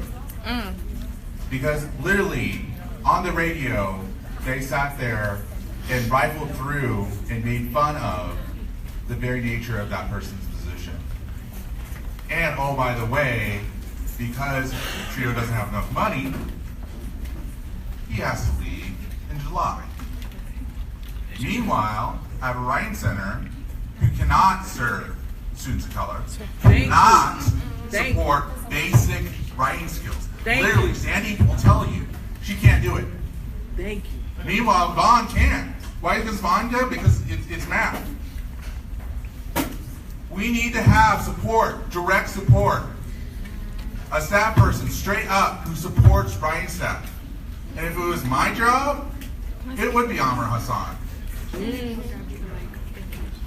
Not another lit major. I do not want to see another writing center staff who's a lit major. I'm so done up with that. I love poetry. As a science student, which it's hard. But I want to make sure that whoever supports students further with writing is able to not only write literature, but is also able to actually write a science report. Yes. Yes. Now. I got a couple requests from folks on this side of the room because I feels like at this point this conversation is no longer productive because administration are answering shit, so it's time for them to leave and for us to use this space for us. So I'm gonna let folks wrap up, but keep that in mind. And I just want to say one more thing. I just want to say two things basically. Number one, the fact that you said that you still have racism to address in yourself shows that you are not equipped to tell us how to handle racism on this campus. So you need to make sure that you're getting outside sources. You need to contact us. Let us know when you're going to do that, because you just sat up here and told us you're racist. So you can't sit here and tell me that you know what to do to battle racism when you're still racist within yourself.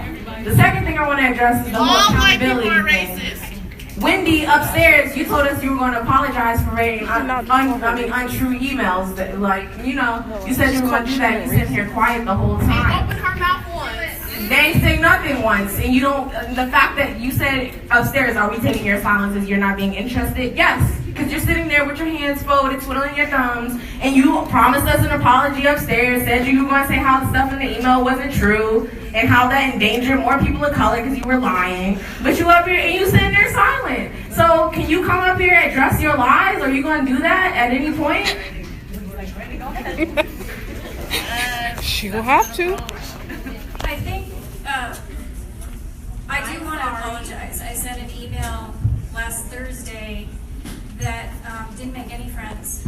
And it had lies in it. I need you to say that out of your mouth, because upstairs I was trying to get you to say it, you didn't say it. I need you to say that what you said in the email, those facts were untrue. I need you to say that there was information that was not factual in that email. I need you to say that. Well, was it yes or no? Was the email, was all that information in that email factual? Yes or no? At the time. Yes or no? Yes or no? Yes or no? Because I'm going to tell you no, it wasn't. Because you wrote in the email that everyone was found to not be a threat by midnight. They were pulled out their rooms at 11:45. There was a group of people in there until 2:30 a.m. So if you're going to consider, I'm sitting here giving you the facts. It's people who were in the police services. So I'm asking you one more time. I'm giving you a chance. Was the information in that email factual? Yes or no? To my knowledge. No. Yes or no? Thank you. No, it was not factual. So she's just educated. You told you, and you still don't understand. I'm just making it's still untrue. You still don't understand. Address the fact that you pathologized these students, gave them anxiety disorder, which you do not know that they have. So in the email, I conveyed information that had a really negative impact on some students, and it wasn't. Stop calling it information. Call it lies. You perpetuated lies that put targets on people of color, students of color's backs when they weren't the ones doing something, when they were the ones being threatened by white students. We didn't hear anything about the white students that threatened them in that email. We just heard about the people of color that reported it and who got questions. And we're told they couldn't return. And we're told they couldn't return to their beds. And their parents, their mothers, were called on Mother's Day on the East Coast, 3 hours away at like 5 o'clock in the morning. You know what happens to a black mom's mind when she gets a phone call at 5 in the morning from police services? You don't, but I'm here to tell you, that's what happens. It's life or death. That's what we thinking.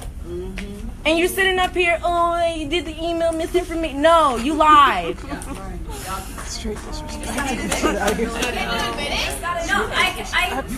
What I said to students this afternoon is, I need to really understand the problematic elements of that email so that I can apologize. I want to apologize with integrity, and I can't do that if I don't know exactly what elements. You know what you did. I just told you about the midnight thing. How that was a lie. You've been hearing about it for a week. I just told you exactly what was wrong. But what she's telling you is that she don't understand what the fuck is problematic. So why are we wasting our time listening to her if she don't understand herself?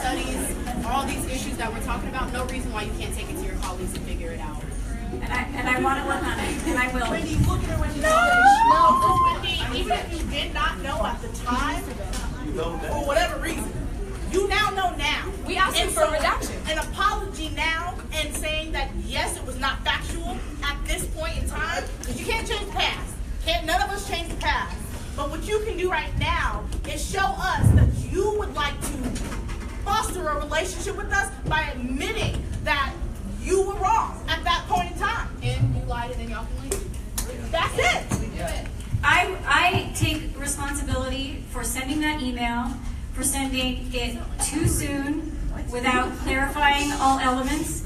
But I can't say what pieces of it were factual and pieces of it are being alternative facts. Alternative facts. Okay, so Wendy, I just want to say I was there at the night. I'm right here in front of you. I probably deleted. I just want to say I was there at the night and I read that email and everything that was pretty much described in that email was 100% wrong. And it was. You better just say that you sorry and yeah, you lied. Because it was some straight up bullshit. If you wasn't sure about the information, you should have communicated with the students who were involved and asked them what happened. Vice President of Student Affairs. And not just asking one student. You're scared of students. More than one student. Not no fucking white students, the POC students here right in front. That's one That's one solution to like this whole email shit. You gotta like connect with people. Like what Stacy said when she got her, I want to make community and touch with students. You gotta do that. Well, on that note, my issue is I send multiple emails to you, and most of the time, and other administrators here, we just get completely no response. Well, I don't know about y'all, but I know I get completely no response. So right now, today, I want to make you accountable for saying, if you say, and you too, Stacy, if you say that you're so involved with student affairs and communication with the students, it needs to be a minimum requirement that you have to respond to student emails. Every single one. And can you say that for the cameras that from here on out, this day forward, you will respond to individual emails sent by students? Yes, I will. Can you say the whole sentence? I will respond to individual emails sent by students. And what are the repercussions if you don't? What should be your repercussions? And not just an automated message. not an automated message. Right. We're holding you accountable, and this is your action to take you part of your accountability. What should your punishment be? I gotta get out of here because I have a class to take for which I'm paying all y'all's salaries. And I wanted to say before I go to that class that, you know, I don't even have a question. I just want to make sure that you are aware that you still have not addressed Shamerica's question, which is about our safety. Thank you. And I feel like I'm gonna go walk to my class, and I'm gonna hope I make it there without being harassed. But there's no guarantee because there's no accountability in this university. And everything that you've said, you've only addressed the things to which you cannot actually make a change in, right? Everything you've said about this YouTube video, oh, I can't do anything about this YouTube video. I'm sure you could find a way. Right. If you cared enough. Don't wait for us. Exactly. So what I'm saying is I've only heard you speak to the things where you have no agency. I need you to talk about the agency that you're going to exercise in order to make me feel safe on this campus that I am fucking paying your salary to be here. Yes.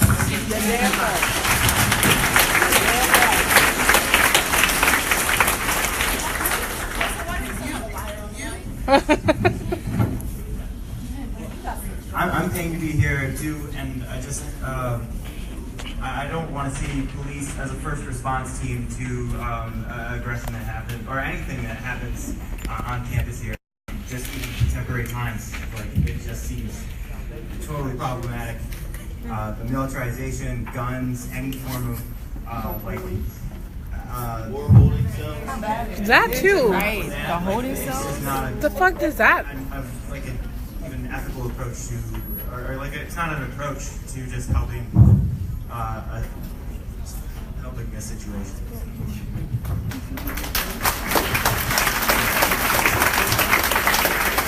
Alright, I'm reading the vibe in the room and we're fucking done with this. Like they haven't answered shit. So like how about administration, George, Wendy, get the fuck out, like we're done. Like and Brett has Yeah, Brett, make sure that nigga out. It's also a live building. She just well, hold up. What? You gotta ask. What? I don't know. So we got our own conversation. On implicit bias all day. Wendy was drafting this email. I need y'all to understand what these people are trying to feed you. Yeah. You sat in training all day from 8 o'clock in the morning. Sent us an email at what time? In the evening time. Yeah. After you was trained on implicit bias, you still, after you already knew both sides of the story, stop lying saying you didn't know, because you did. Yeah. Y'all had a meeting at 8 o'clock in the morning. Yeah. Y'all had a meeting at 8 o'clock in the morning and you heard both sides. Yeah. George told you told George, stop lying. You had a conversation. And then you still turned around at 5 o'clock and sent us a racist ass email allowing white supremacy to again attack the same students who finally fucking stuck up for themselves.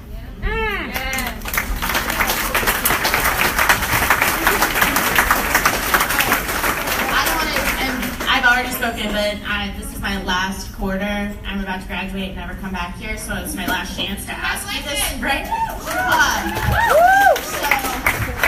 So, I moved to Olympia to go to Evergreen. I lived here for 1 year in Olympia and came on this campus and went to events and stuff.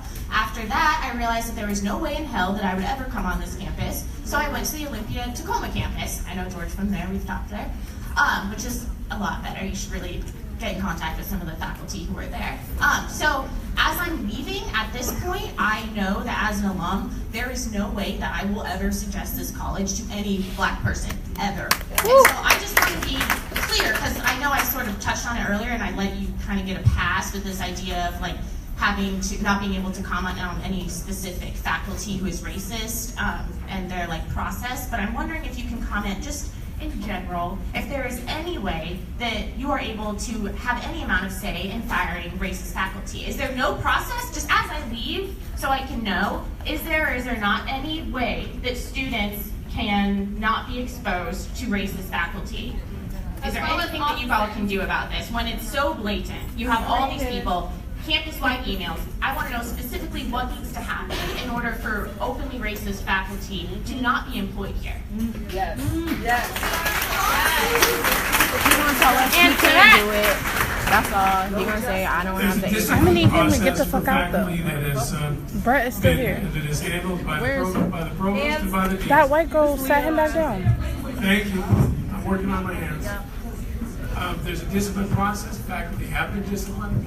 I can't speak to specific cases, but it is a process. Does it work perfectly? Absolutely not. We're done here. All right, all these people of color can come in this room. All of these people. Just saying.